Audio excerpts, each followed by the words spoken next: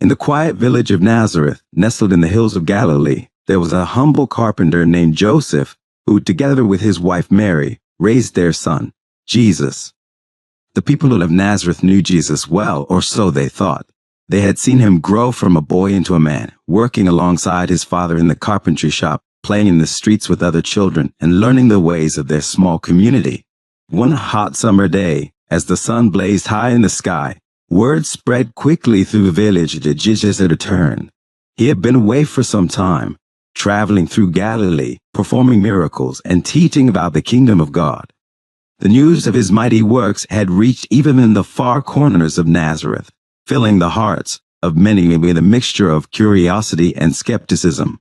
On the Sabbath, the villagers gathered in the synagogue as they always did. The room was filled with the familiar faces of friends and neighbors, each whispering in anticipation. Jesus stood up to teach. His presence commanded attention, and a hush fell over the congregation as he began to speak. As Jesus spoke, his words were filled with a profound authority and wisdom.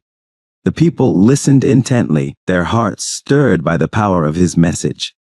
But as they pondered his words, doubt began to creep in. They turned to one another, their whispers growing louder. "Where did this man get all this?" one man asked, his brow furrowed in disbelief. "What is this wisdom that has been granted him, and these miracles that are worked through him? Isn't this the carpenter? Isn't this Mary's son?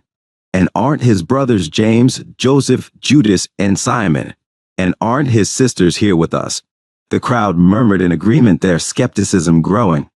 Jesus, sensing their disbelief, looked out over the congregation. His eyes, filled with a mix of sadness and resolve, met the questioning gazes of his friends and neighbors. He knew their hearts and understood their doubts.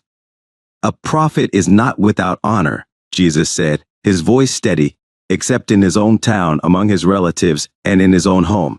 The weight of his words hung in the air. The people of Nazareth, those who had known Jesus since he was a boy, could not see past the familiar face to recognize the extraordinary truth before them. Their lack of faith was like a barrier, preventing them from fully experiencing the miracles and wonders that Jesus could perform. Though his heart ached for his hometown, Jesus did not let their unbelief deter him.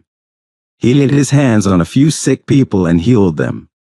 Nazareth, the village that had watched him grow, had missed the opportunity to see the fullness of his glory. Yet Jesus' mission did not end there. He continued to travel from village to village, teaching, healing, and spreading the message of God's love and redemption.